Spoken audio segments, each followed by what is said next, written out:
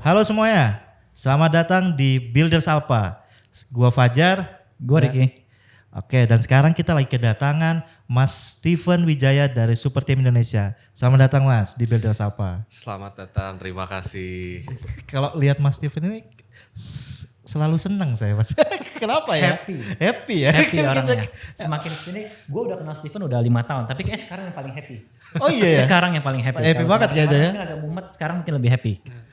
Ini paling stresnya gue di hidup. Paling stres juga ternyata ya. Paling stres gitu. Nggak lah, senang tapi ya lumayan stres juga. Tapi ya thank you. Siap, terima kasih Mas sudah mau datang. Dan mungkin sekarang sudah banyak yang tahu Mas Steven itu siapa.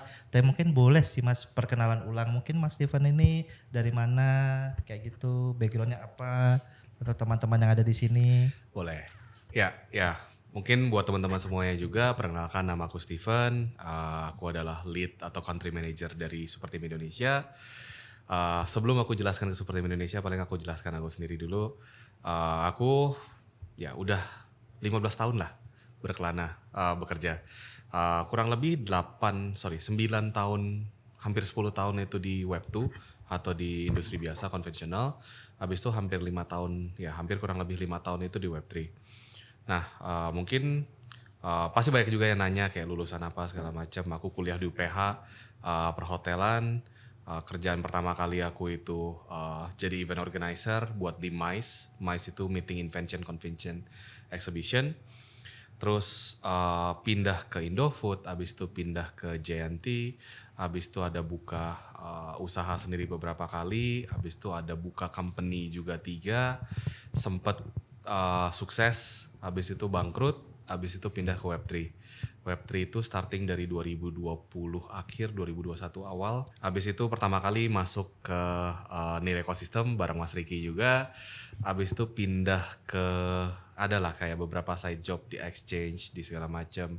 Habis itu akhirnya pindah lagi ke Kyber Network. Kyber Network itu DeFi protokol lumayan besar. Ya pada masanya kurang lebih 2 tahun, habis itu pindah ke Super Team. Sekarang aku Super Team udah hampir setahun as a lead gitu. Nah bagi yang nanya juga sebenarnya Super Team itu apaan sih? Kita Super Team itu sebenarnya community, dev builders community.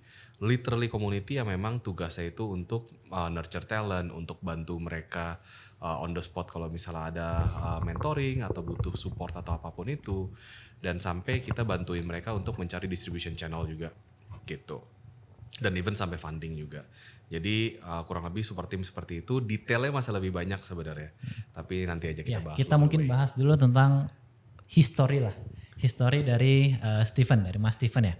Boleh. Tadi menariknya adalah Mas Steven berarti dari UPH jurusan apa tuh? Perhotelan. Perhotelan. Chef aku. UPH perhotelan, sekarang full teknologi. Tapi banyak tuh, 10 tahun ya Mas ya? 10 tahun kurang lebih berkelana. Boleh dong ceritain beberapa highlight ya. Tadi kan mungkin yang paling menarik adalah pernah bikin bisnis, sempat naik, sempat turun. Itu boleh Mas diceritain Mas? Yes, waktu itu pas kebetulan kayak lagi awal-awalnya COVID, sebelum 2019-an awal lah. Ya, di bulan Februari atau bulan Maret kepikiran kayak udah ada uang nih, udah ada modal nih, mau bikin usaha apa ya.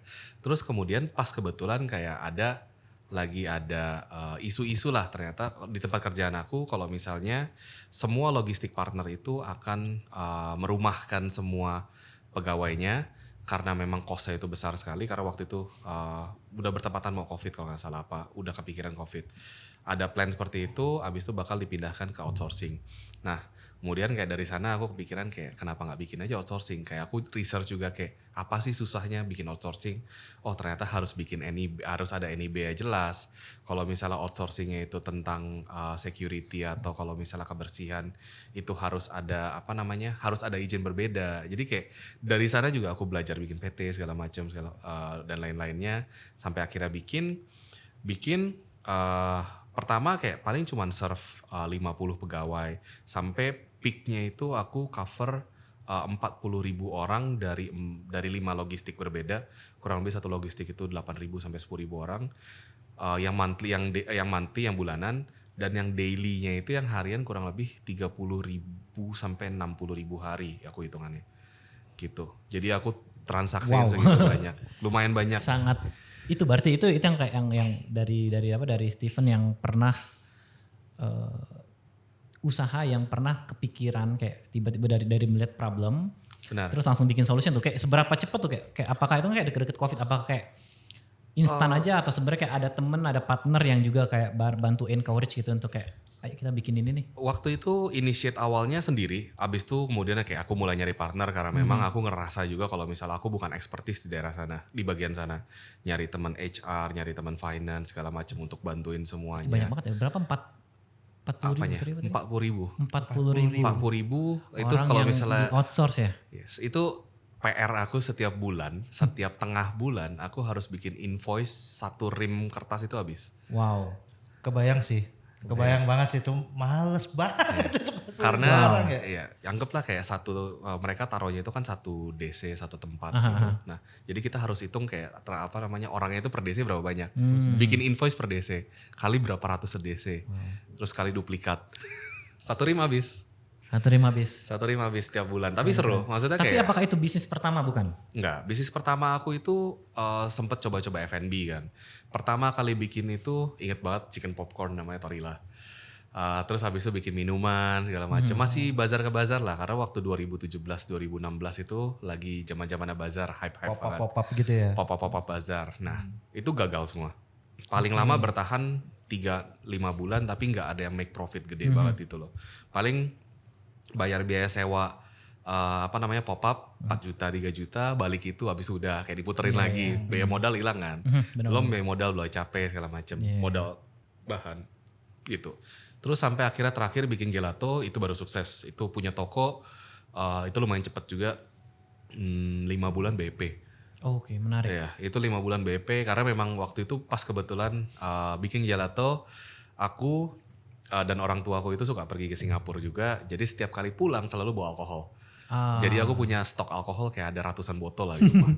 Bingung kan nggak dipakai, toh memang nggak expired juga, nggak bisa diapa-apain. Kayak sudahlah bikin gelato, terus aku bikin kayak combine sama alkohol. Jadi kayak, jadi mungkin nggak bahasan yang jelek sedikit. Mungkin kayak di bar itu ada minuman-minuman yang namanya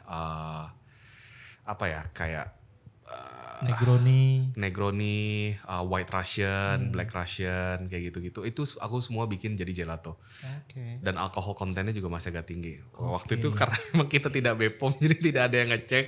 Ya jangan dicek ya, udah gak ada juga. Sudah gak ada juga. Udah gak ada juga, jadi gak bisa dicek. Aman. Tapi kayak waktu itu aku pertama kali izin ke kampus aku ke UPH, boleh nggak nih buka? Boleh silahkan, tapi ada alkoholnya nggak apa-apa, kita seneng. Oke. Mantap ya UPH ya. Disupport. Makanya kayak waktu itu target market aku ada 3, UPH, BINUS di BSD, sama waktu itu ada sama Prasmul kalau nggak salah. Prasmul sama satu lagi MNC ya. Aku lupa, pokoknya daerah-daerah Serpong sana. Jadi kayak target market aku itu sana. Jadi buat mereka yang mau ya ngicip-ngicip es krim gelato yang Berarti udah ada tempat itu ya? Udah ada tempat. Ya? Iya, udah ada tempat. Ruko. Cuman waktu itu tutup gara-gara COVID, kita nggak boleh buka selama 6 bulan full. Benar-benar. Udah selesai tuh. Udah selesai. Ya pas sudah balik modal juga daripada perpanjang. Benar-benar. Karena waktu itu aku udah bikin si company aku juga. Gitu. Kita coba ulik lebih dalam. Lebih dalam terus ini. Tadi kan Mas Steven udah cerita dari kuliah sampai kerja. Coba deh dari masa kecil kita. Kayak Mas Steven gede di mana sih sebenarnya? Gede aku di Jakarta sebenarnya. Gede di Jakarta. Oke. Kalau dibilang masa kecil mungkin aku masa kecil yang kurang bahagia. Bahagia lah maksudnya kayak aku disupport penuh dari orang tuaku juga. Orang tuaku juga memang dari yang lumayan ada lah. Bukan yang tajir-tajir banget, bukan yang kaya banget, tapi ada lah bisa support. Cuman ya namanya didikan Cina lah ya. Oke. Jadi keras tuh. Bener-bener apalagi sama cowok ya. Apalagi sama cowok. Anak pertama cowok. Wah kayak harus bisa excel segalanya. Ada masa kayak waktu kecil aku itu bener-bener malas banget. Kayak ngapain sih capek segala macem. Sampai akhirnya aku baru mikir, baru bener-bener fokus mulai kerja itu di umur 24. Sisanya kayak aku mulai kerja dari umur 20. Tapi kayak baru fokus bener-bener kayak oke, pengen kerja sampai merubah hidup dan merubah nasib itu dari umur 24. Karena dari kecil kerjanya cuma main doang. Ya disuruh belajar terus, maunya main kan, masih kecil. Tapi apakah dengan adanya didikan kayak gitu pas kecil, sekarang baru kerasa nih bermanfaat gitu? Mungkin sedikit faktornya ada. impactnya ada lah, mungkin 30%, 40%, tapi 60%-nya atau kayak mayoritasnya itu balik lagi ke diri sendiri. Karena aku ngelihat juga sebenarnya kayak banyak orang di luar sana yang punya masalah yang sama, tapi akhirnya mereka kena breakdown, kena mental breakdown, dan mereka akhirnya kayak melakukan hal yang jelek lah atau yang buruk.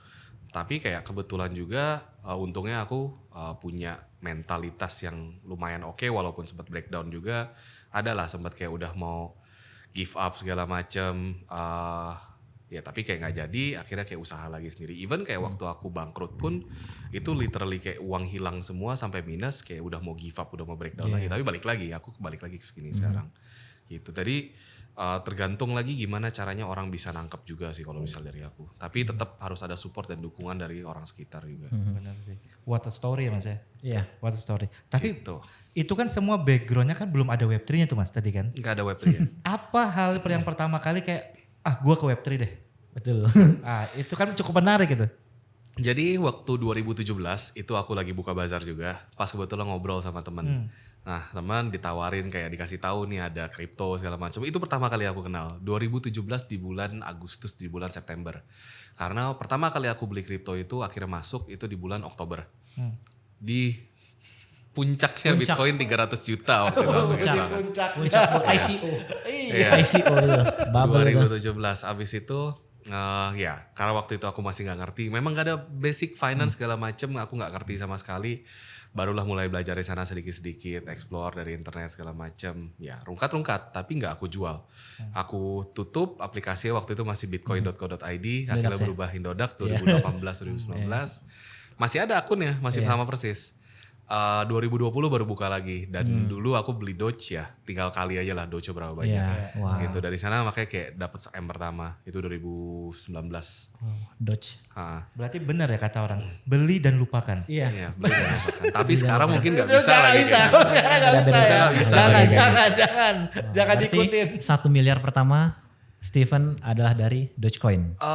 Enggak juga. 1 Enggak miliar juga. pertama aku itu dari flipping rumah. Dulu aku jadi 2010 aku disuruh beli rumah sendiri.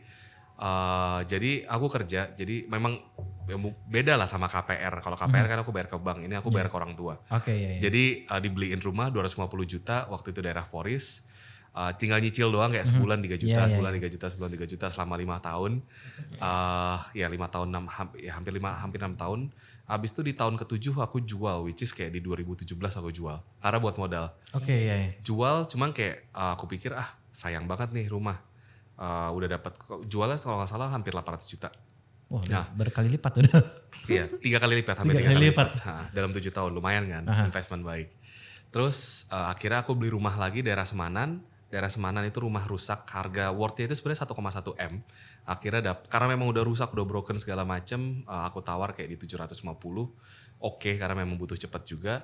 Terus sisa kayak aku nyari pinjaman 50 juta, 100 juta buat benerin rumahnya. Kayak yang kecil-kecil aku beresin sendiri, aku jual lagi 1,1 M. Itu 1 M pertama aku.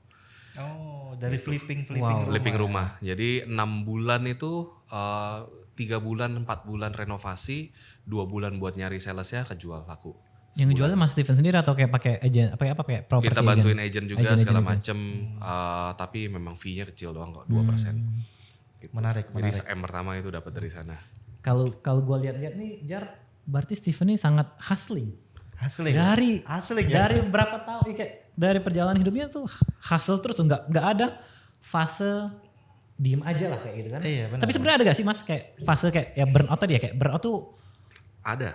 Jadi makanya kenapa yang aku bilang 2014 itu 2014 aku lagi transisi pindah ke Indofood gitu. Jadi kayak mikir banget, aduh capek banget kerjaan nih, kayak gaji waktu itu cuma 9 juta plus bonus segala macem 14 lah. Kayak mau sampai kapan gitu, biaya hidup gede, kalau misalnya kayak tuntutan gede. Apalagi waktu itu adekku udah mulai kerja juga. Oke. Dan ya namanya orang tua dibandingin, adekku gaji segini, aku gaji segini. Kayak wah kena mental. Kayak aduh capek lah, udah malas. Sampai akhirnya kayak oh yaudah deh coba buka usaha cicil. Sembari aku kerja di Indofood nyari modal, aku coba pikirin gimana cara buka usaha. Jadi weekdays itu kerja Indofood, weekendnya kerja bazar-bazar. Bazar-bazar. Jadi Jumat malam pun udah mulai bazar tuh sebenarnya. Oke. Iya. Gitu. Ya burnout sering pernah kayak gitu, kayak capek segala macam. Tapi ada momennya satu, waktu capek itu nyari kerjaan. Kebetulan waktu itu Indofood aku dapat rekomendasi dari klien aku. Jadi kayak ditawarin mau nggak kerja di sini. Tapi tetap apply, gitu. Tapi memang bayar recommendation. Iya. Tapi Indofood pun juga lumayan achievement buat aku, dari 4.000-an apa 3.000-an yang daftar, yang keterima itu cuma 3 kalau nggak salah. Gitu. Ya walaupun by rekomendasi segala macam tetap aja. Gitu. Terus burnoutnya adalah awal-awal lulus kuliah juga, coba nyari kerjaan. Waktu itu masih masih mikir bisa lah gaji gede karena lulusan UPH kan segala macam. Minta gaji 10 juta nggak dapet. Adalah kayak setiap hari itu kerjanya cuma interview doang selama 4, 5, 6 bulan. Literally setiap hari ngelempar 100 CV random, udah nggak peduli lah. Interview nggak lolos, interview lolos tapi gajinya nggak jelas. Begitu. Tapi dari interview malah kayak aku bisa belajar. Kayak interview sebenarnya nggak perlu yang sampai ribet-ribet kayak gimana banget. Kayak semua proses pasti aku belajarin. Iya. Enak ya. Untungnya kayak aku melihat sisi positifnya dari sana. Jadi nggak cuma negatif doang. Stres pasti. Stresnya lebih kena mental sebenarnya dimarahin. Capek. Berarti ke Web3 itu bukan gara-gara burnout di traditional business atau kayak di bisnis real ini yang kayak udah gue burnout nih, gue mau coba Web3 lagi. Apakah ada kesananya? Satu alasannya? Kalau misalnya pindah ke Web3 sebenarnya itu literally abis aku jatuh juga langsung pindah ke Web3. Waktu itu pindah ke Web3 juga sebenarnya nggak directly kayak gue pengen ke Web3, enggak. Kebetulan juga memang pada masa-masa itu 2019 sampai 2020 akhir itu udah mulai belajarin Web3, blockchain, kayak detail-detailnya. Tapi memang belum ada rencana untuk pindah ke sana. Terus sampai ada dapat kesempatan masuk kerja satu kayak Web3, menarik nih. Mungkin ini adalah industri beda. Karena 2010 dulu aku sempat dapat tawaran Tokopedia tapi aku tolak. Gitu. Literally itu adalah awal mulanya kayak marketplace, ketinggalan marketplace boom. Ya kan, kalau enggak mungkin aku udah gadget triple digit segala macam, ya kan. Ada ESOP juga mungkin. Iya. Menarik banget itu. Ya kan, kayak makanya kayak aku mikir ini teknologi baru nih yang mungkin bisa something yang merubah hidup aku juga. Karena memang udah bangkrut, kayak mungkin trauma ada sedikit waktu itu, kayak lagi malas nggak mau bikin usaha lagi karena mulai lagi dari nol. Kayak proses 10 tahun aku sampai untuk dapetin 1M pertama itu kayak jauh lah, capek gitu loh. Nah, makanya pindah ke Web3 segala macam, mungkin kayak ganti suasana juga, dan ternyata memang lebih menarik di Web3 juga. Gitu. Jadi itu awal mulanya pindah, literally 2020 akhir, 2021 awal. Tapi akhirnya berlabuh ke Superteam, Mas. Di ujung perjalanan Web3 kan. Jadi kan tadi ada beberapa perjalanan Web3, dari pertama kali nyentuh Web3, terus akhirnya sekarang berlabuhlah ke Superteam. Iya, berlabuh mungkin aku belum. Mungkin bisa ceritain ya. Kenapa Berlabuh? Kenapa Superteam? Ya. Ini sebenarnya pertanyaan orang juga sih. Dulu mungkin bagi orang yang tahu juga, dulu aku EVM Maxi sebenarnya. Sekarang udah harus jadi wajib SVM Maxi. Di Kristal, di Kyber itu EVM. Jadi sebenarnya waktu itu bos aku di Superteam itu orang Vietnam, dan kemudian Kyber juga Vietnam. Waktu itu bos aku nanya ke orang Kyber, ke foundernya Kyber namanya Loy. Ditanyain, kenal nggak ada orang Indonesia yang memang potensial? Ada nih satu-satunya orang itu yang kenal mungkin ya. Ada nih satu-satunya orang kayak orang Indonesia yang memang kerja di Indonesia, orang Indonesia yang kerja di Kyber di Vietnam. Ya, di crypto industry gitu. juga gitu. Terus kayak memang trusted, dan memang aku juga disukain sama founder Kyber itu, Loy. Dikasih lah rekomen. Terus aku tahu juga sebenarnya dari Om Lawrence juga kalau misalnya memang ada Superteam segala macam. Om Lawrence Snobi itu dikasih tahu, dia juga lagi nyari, ternyata memang udah kontekan sama Lawrence sama bos aku namanya Ang, kontekan. Akhirnya kayak ya udah coba daftar, coba apply. Waktu itu nggak tahu sama sekali Superteam itu apaan, taunya cuman kerja apa lagi nih. Kalau misalnya Kyber kan DeFi, kalau misalnya Superteam apaan, ternyata community building. Terus setelah explore ternyata tujuannya Superteam itu cukup mulia, mungkin too good to be true lah. Kayak literally dikasih semua akses, dikasih semua power untuk benar-benar ngerubah atau reshaping Web3 scene di Indonesia atau di region tersebut. Which is kayak memang goals dan tujuan pribadi aku. Kayak aku pengen give back balik ke orang-orang. Gimana caranya ngebantuin orang supaya mereka bisa sukses di Web3 juga. Karena ya banyak lah, kayak banyak juga yang ngebantuin aku supaya bisa sukses gitu. Akhirnya dan prosesnya pun juga panjang. Ang itu lumayan keras, apa namanya, background checkingnya. Aku di checking ke Loy, pokoknya udah dapat vouch dari Loy, dapat vouch dari Lawrence, nanya lagi ke adalah kenalan Om Jiu juga, ex-base dulu, ex-Coinbase dulu. Terus masih nanya lagi ke orang-orang kayak kenal ini apa enggak gimana. Jadi kayak bener-bener background checking aku banyak banget. Untung aja paling sangat terkenal loh Steven. Iya benar. Di community dari 2020-2021 lah ya. Iya 2021. Kalau kita ke event crypto Indonesia, Steven ini paling banyak salaman. Siapa yang nggak kenal Steven? Siapa yang nggak kenal Steven? Tapi Enggak itu banyak. juga. Enggak banyak orang yang kenal aku. Adalah sempat vakum juga, memang vakum bener-bener buat belajar, buat pergi juga segala macam. Jadi ya yang tahu-tahu pasti tahu, cuman yang nggak tahu ya nggak tahu. Apalagi yang baru-baru. Yang baru-baru ya. Gitu. Terus akhirnya proses interview 17 kali. Terus akhirnya waktu itu aku masih sendiri. Terus karena memang setelah tahu kalau misalnya super team itu sebenarnya dev centric atau tech centric, akhirnya aku ngajak Mario juga, Mario Parallax dulu. Sekarang udah Mario super team, nggak boleh Mario Parallax lagi. Ya ajak dia, kita bareng, aku sama Mario leading bareng semuanya, dan sampai akhirnya sekarang aku udah hire berapa orang, 10 untuk jadi seperti member juga. Officially kapan tuh? Sebenarnya ada 2 tahapan. Kita kalau misalnya mau dihitung officially sebenarnya dari bulan Juni. Juni itu kita baru ditetapkan sebagai super team Indonesia. Super Team Indonesia. Tapi dari bulan Maret, 22 Maret itu kita udah pop up super team Indonesia namanya. Gitu. Kita boleh pakai nama super team tapi kita belum legal as an entity dari super team global ya. Gitu. Jadi kita start dari 2 itu. Ya, interview dari Januari sampai bulan Maret, sampai akhirnya Maret di approve, baru jalan itu di bulan Juli kontrak keluar gitu. Official sudah. Main panjang, interview panjang banget. 17 kali ya? 17 itu kali. Kayak udah meeting weekly aja 17 kali. Kalau mau weekly udah 17 minggu tuh. Kapan lagi? Kapan lagi tuh 17 kali Mas? Literally 17 kali. Seminggu ada yang 2 kali. Habis itu nungguin. Itu kayak kita di interview. Kapan lagi nanti interview? Minggu depan ya? Minggu depan lagi ya? Minggu depan pertanyaan lagi ya? aku sama Mario, apa lagi nih ya? Apa lagi ya? Berarti udah ada Mario tuh pada saat Udah di ada awal. Mario. Jadi berarti emang 2 gitu ya? Mario mungkin ikut baru interview kedua atau ketiga aku lupa. Jadi memang aku propose, jadi kayak interview pertama cuma background checking, nanya-nanya segala macam. Waktu kayaknya nggak ada ngasih CV deh, cuma bener-bener cuma nanya doang. Ya literally tanpa CV sih kata aku. Abis itu dikasih PR, setelah PR itu beres, aku ada call lagi sekali, terus aku bilang kayak aku bakal hire Mario untuk bantuin ini. Oh Mario mana? Mario Parallax. Oh, ternyata kenal juga. Better dikasih saran kayak better kerja sama aja sama dia. Terus aku mikir juga, iya juga. Why not ya? Why not gitu loh. Sampai akhirnya aku ajakin. Gitu. Oke. Proses yang panjang untuk jadi super team. Panjang banget. Terus mungkin kita boleh di-share ya. Kalau dari Mas Steven sendiri mungkin melihat super team itu khususnya super team Indonesia. Kayak dari Mas Steven ngelihat super team Indonesia itu mau dibawa kemana sih? Kayak 3 bulan, 6 bulan atau bahkan 1 tahun dan bertahun-tahun ke depan gitu loh. Kayak apakah akan selalu sama dengan alignment sama super team global atau sebenarnya di Indonesia ini ada uniqueness uniqueness-nya lah gitu. Lokalisasinya. Lokalisasinya gitu. Yes, good question.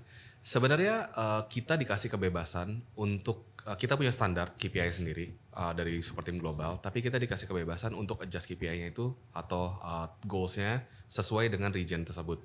Itu in this case Indonesia kan. Yes, kita punya standar sendiri which is GDP, gimana caranya kita bisa membawa support dari global bisa masuk Indonesia, yang itu akan nanti dihitung jadi sebagai GDP.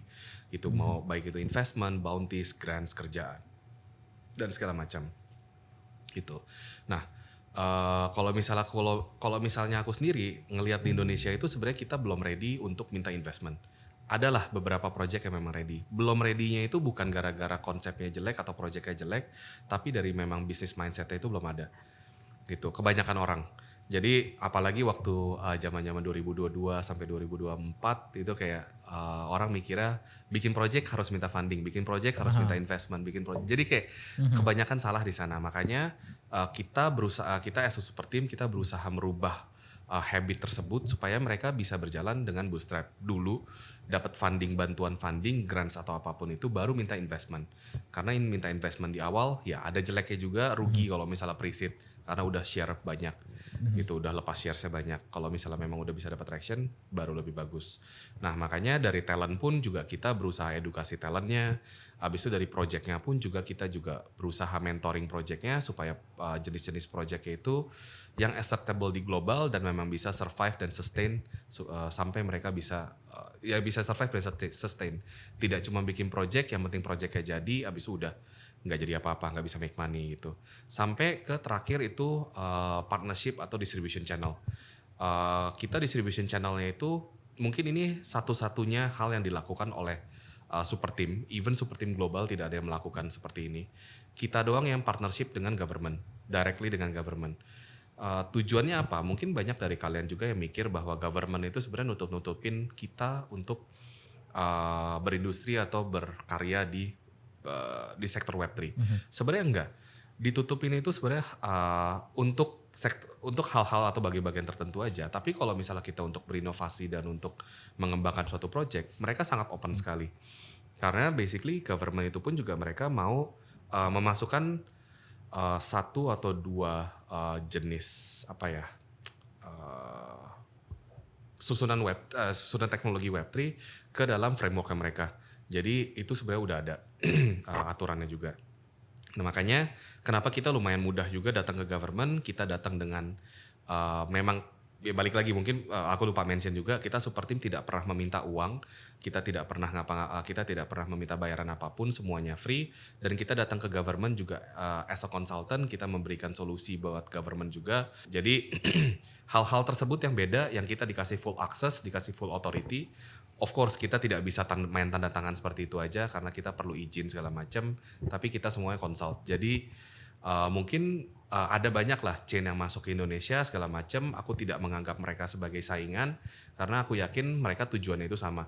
Tujuan aku dan super team itu berbeda. Maksudnya aku punya tujuan sendiri, Mario punya tujuan sendiri, dan super team as community punya tujuan sendiri. Tapi kita semua kurang lebih tujuannya sama, ingin mengembangkan atau merubah Web3 scene atau Web3 industry di Indonesia. Gimana caranya?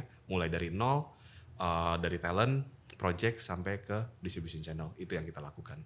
Jadi beda banget sama yang dilakuin sama Vietnam, sama Jepang, sama Korea, karena mereka basically punya demografik beda-beda. Mereka mungkin udah lebih mature dari cara berpikir, talent-talentnya udah well developed. Kita anggaplah kita mulai dari nol. Gitu. Berarti tantangan di Indonesia jauh lebih sulit. Ya lumayan sulit, Mungkin makanya gajinya juga lebih. Mungkin ya. Saya nggak ngomong. ya lumayan lah. Mau share boleh lah, gak apa kita. Tapi kayak berarti yang perlu kita lakukan di Indonesia itu talent berarti. Kalau dari berdasarkan riset lah kurang lebih kan kayak cari lihat kayak kita harus start dari nol, dari talent dulu. Yes, mungkin kalau misalnya mau aku lebih dalam lagi, tidak cuma talentnya sebenarnya talent lebih ke orang bukan tidak mau belajar.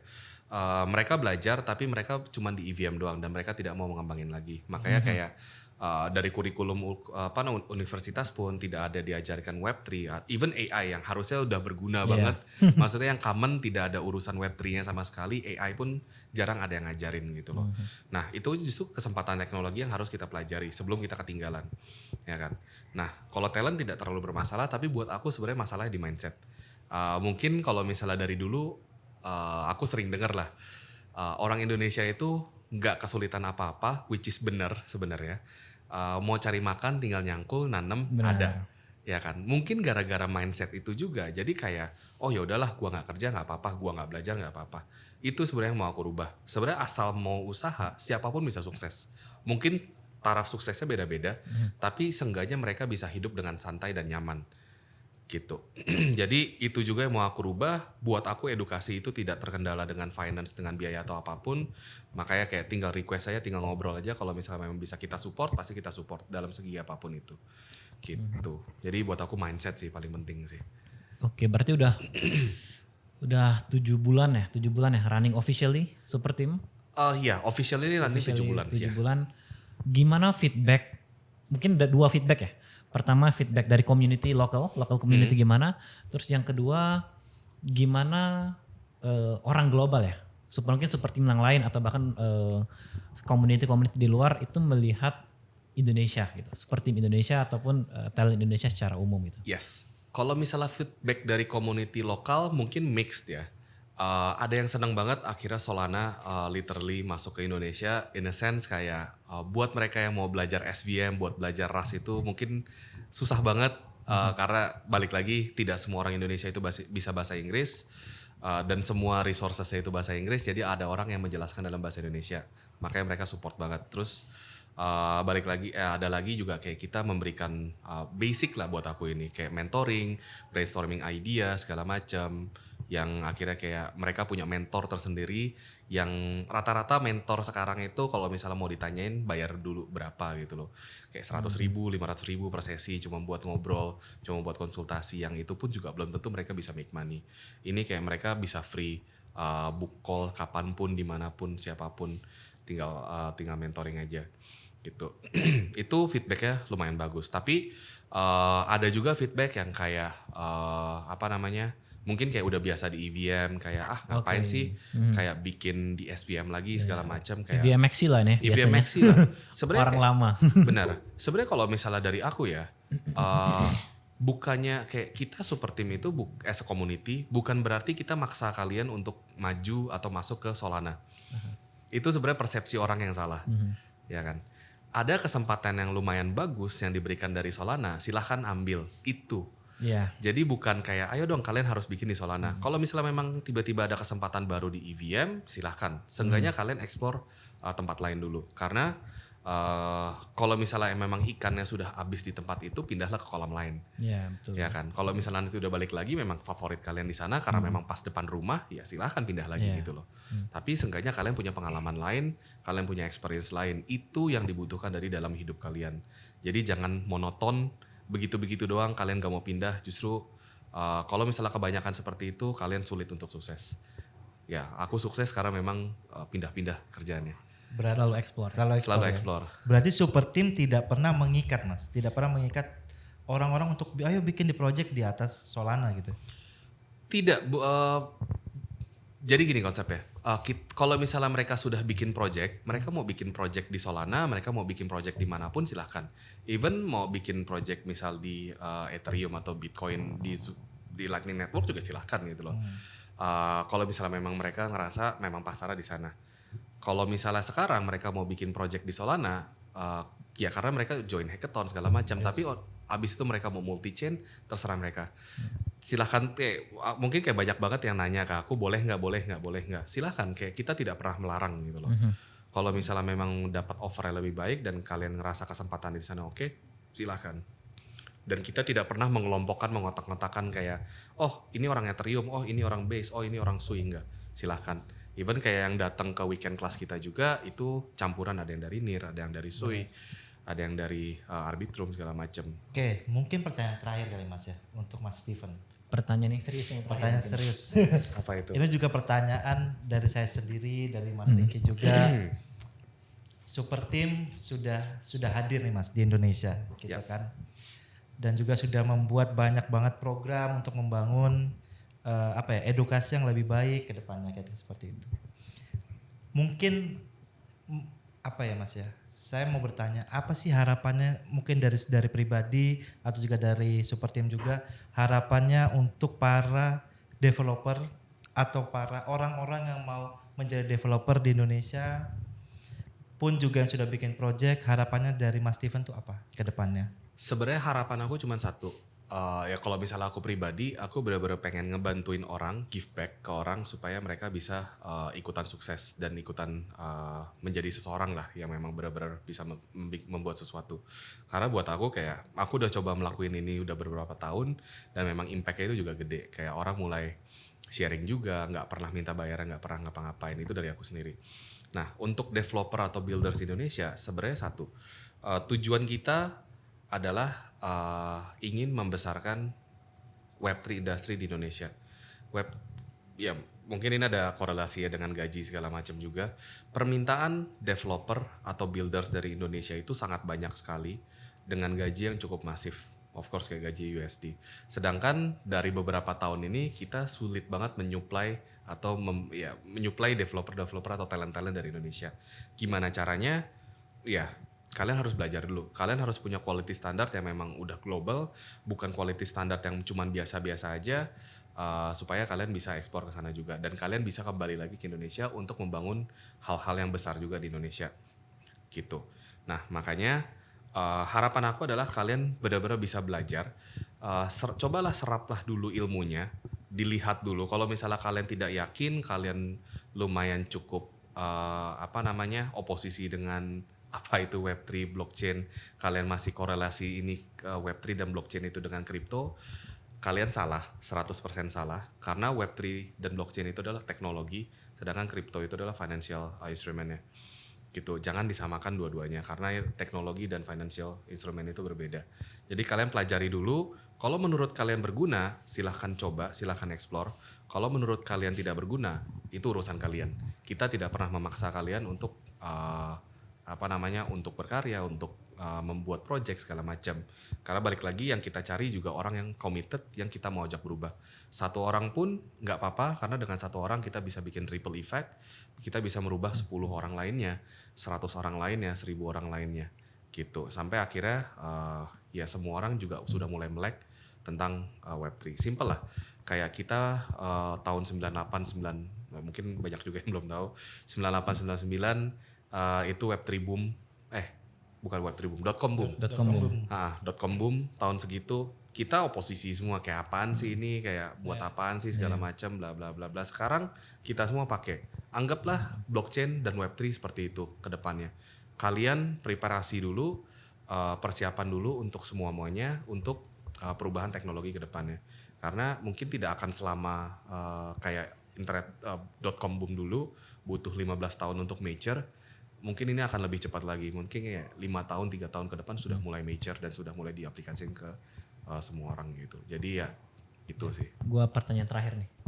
Terakhir Banget. Menurut Mas Steven, kapan project dari Super Team Indonesia, dari orang Indonesia itu bisa go global? Kapan targetnya?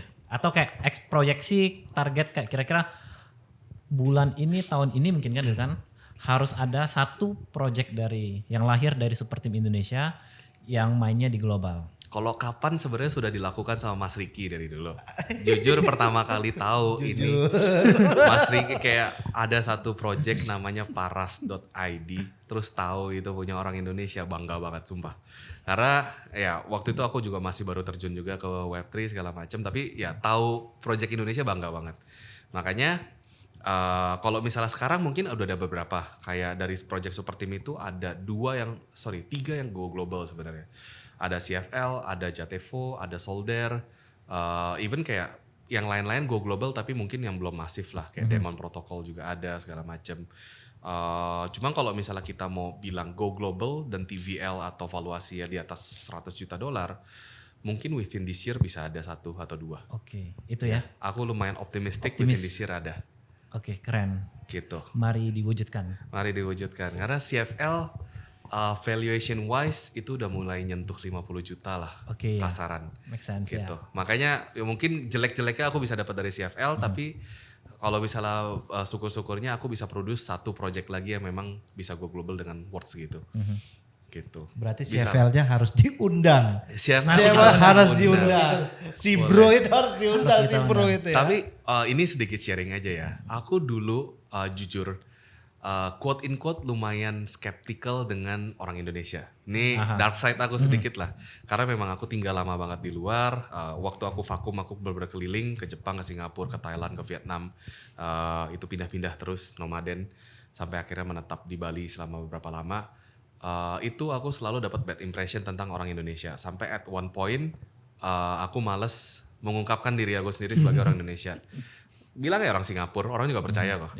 Toh masih mirip-mirip Singapura. Iya lagi. Inggrisnya juga. Orang Vietnam lebih mirip kita kayaknya sih. Iya. Inggrisnya pun juga masih Inggris oke lah ya, memang Singlish lah. Bisa lah aku Singlish. Gitu. Tapi kayak akhirnya setelah setelah riding Super Team ini ngelihat talent-talentnya, ternyata talent-talent kita itu lumayan bagus juga. Tidak seburuk yang orang bayangkan. Memang kayak yang kelihatannya itu sebenarnya yang cuma fractionnya doang, yang kecil ya. Tapi bukan berarti kayak semua orang juga tidak melihat Indonesia seperti itu. Yang tahu-tahu aja pasti yang tahu gitu loh. Makanya dengan aku belum jawab juga yang tadi sebenarnya. Makanya dengan anggapan seperti itu, kita super team selalu announce apapun achievement dari Indonesia. Itu juga yang belum aku jawab tentang pandangan dari global. Achievement dari Indonesia sampai at one point dulu mungkin banyak banget protokol, dulunya itu 2021 2022 banyak banget protokol yang berusaha masuk Indonesia karena mereka ngerasa Indonesia itu adalah untapped market.